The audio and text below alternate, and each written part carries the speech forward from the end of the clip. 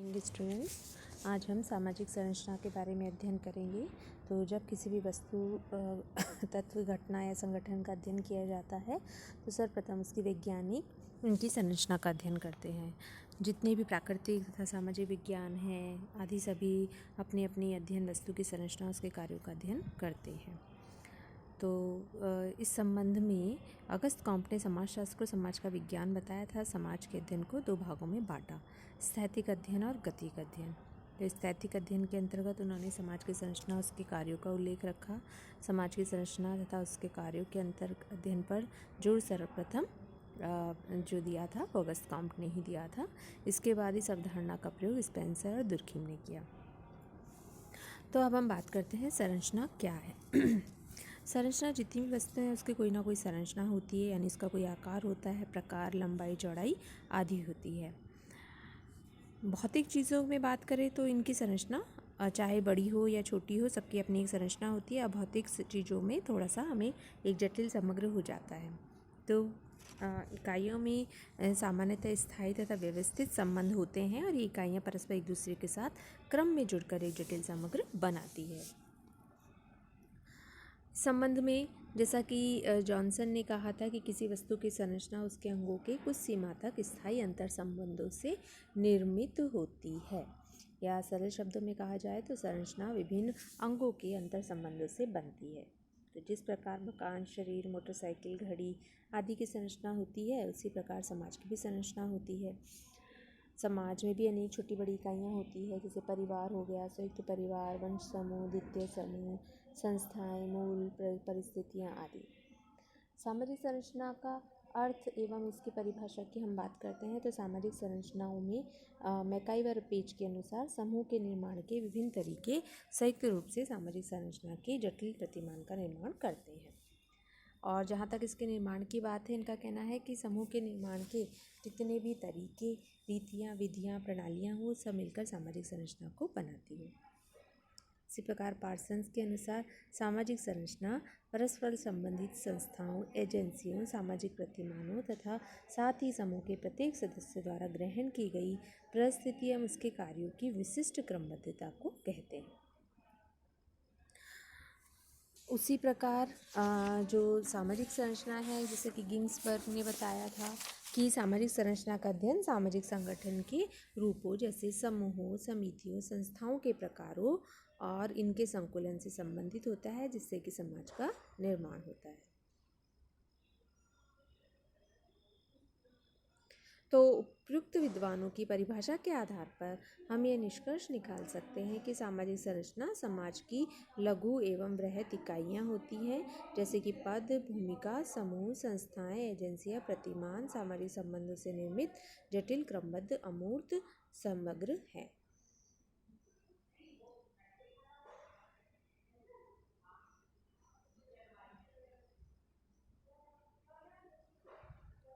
अब हम बात करते हैं सामाजिक संरचनाओं की विशेषताओं के बारे में।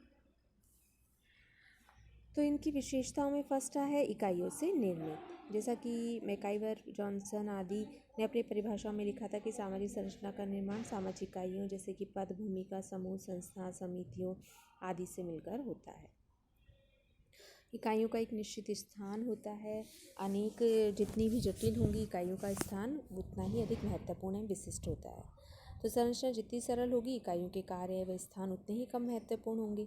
जटिल सामाजिक संरचना में यदि इकाइयों का स्थान बदल दिया जाए तो संरचना बिगड़ सकती है, जैसे कि पद, भूमिका, समूह, वर्ग, परिवार, वंश समूह, गोत्र आदि का स्थान सामाजिक संरचना में स्थिरित रहता है।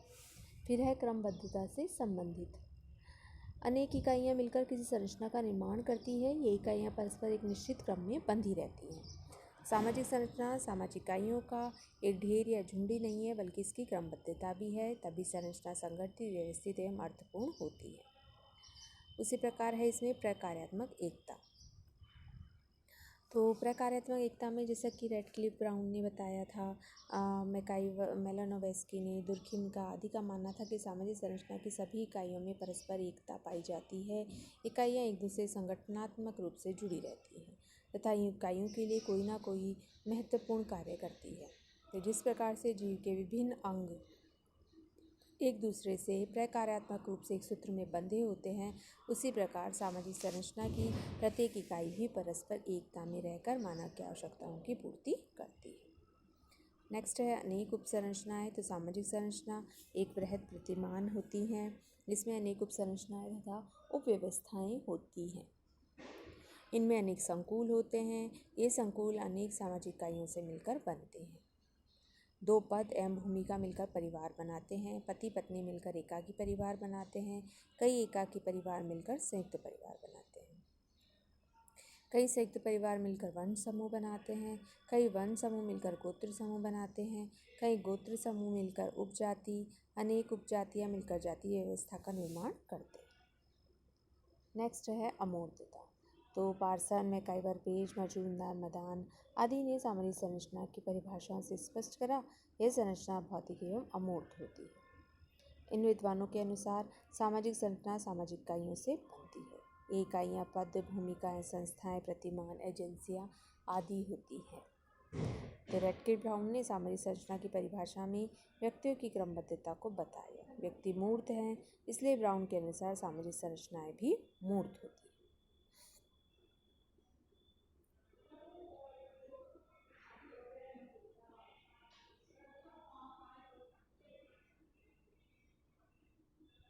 नेक्स्ट है स्थिर फिर भी गतिशील। तो सामाजिक संरचनाएं की एक विशेषता यह है कि जैसे कि मैकाइवर बेज ने बताया था कि समाज तथा सामाजिक संरचना दिखती तो स्थिर है, लेकिन वह गतिशील है, परिवर्तनशील है। अर्थात कहने का अर्थ है कि वह निरंतर अंदर से वो परिवर्तनशील होती है, लेकिन उसका बाहरी रूप फिर भी वो स्थिर दिखाई देता है। इसको हम एक कक्षा से उदाहरण से समझ सकते हैं कि एक कक्षा, एक रूम है एक विद्यालय का, तो उसकी बाहरी संरचना यानी उसको किस प्रकार बना हुआ है वो बना रहेगा, लेकिन इसकी आंतरिक संरचना परिवर्तित होती रहती है।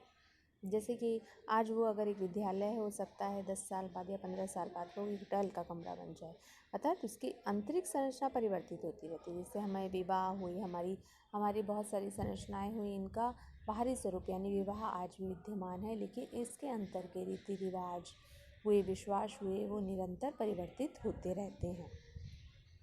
इसलिए इस संबंध में हमने कहा है इसको स्थिर फिर भी गतिशील।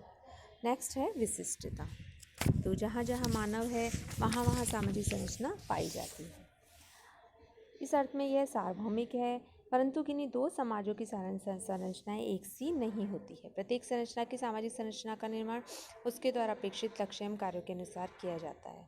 तो सभी समाजों में अपनी अपनी प्रकृति, उपलब्धि, आवश्यकताएं, परिस्थितियां हैं, तो इनके अनुसार सामाजिक संरचना का निर्माण किया जाता है। फिर है बाह्य रूप का भान कराती है। तो विभिन्न सामाजिक इकाइयाँ मिलकर सामाजिक संरचना का निर्माण करती है। इन इकाइयों का क्रम क्या है, एक दूसरे से कैसे संबंधित है, इसके द्वारा निर्मित इस संरचना की इकाइयाँ कौन कौन सी है, वे परस्पर किस प्रकार से संबंधित हैं, इकाइयाँ जिस पूर्ण समग्र या संगठन का निर्माण करती है, इसके सम्मेलन, नियंत्रण, संचालन आदि पर निर्भर करता है। जो पूर्ण प्रतिमान बनता है वह संरचना के बाहरी रूप को स्पष्ट करता है। ठीक है ना।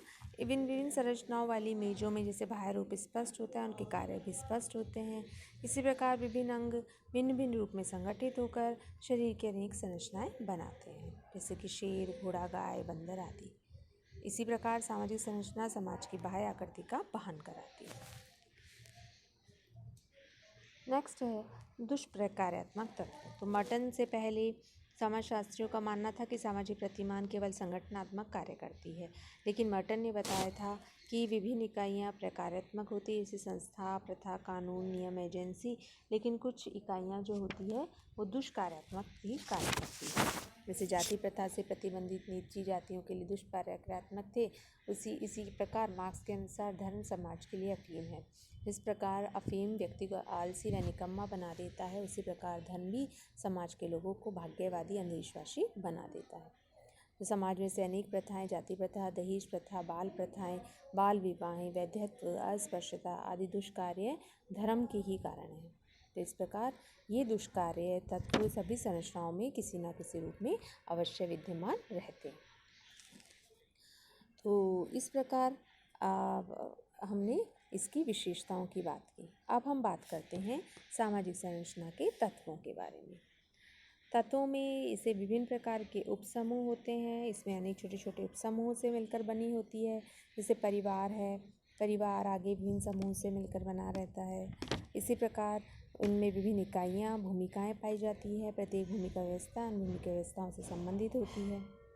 फिर है नियामक मानक। तो जॉनसन के अनुसार नियामक मानक उपसमूह तथा भूमिकाओं का संचालन एवं नियंत्रण करते हैं। मानक दो प्रकार के होते हैं, कुछ सकारात्मक के तार्किक होते हैं तथा उपसमूहों की भूमिकाओं के लिए अनुमति प्रदान करते हैं। सांस्कृतिक मूल्य, जो सामाजिक संरचना है उसमें ज्ञान, विश्वास, मूल्यांकन आदि सांस्कृतिक प्रतिमान होते हैं जो पूर्ण रूप से मानकात्मक होते हैं। तो इस प्रकार आज हमने सामाजिक संरचना के तत्वों के बारे में बात की है। नेक्स्ट हम इसके आगे के प्रकार्य की विशेषताओं के बारे में कल बात करते हैं। धन्यवाद।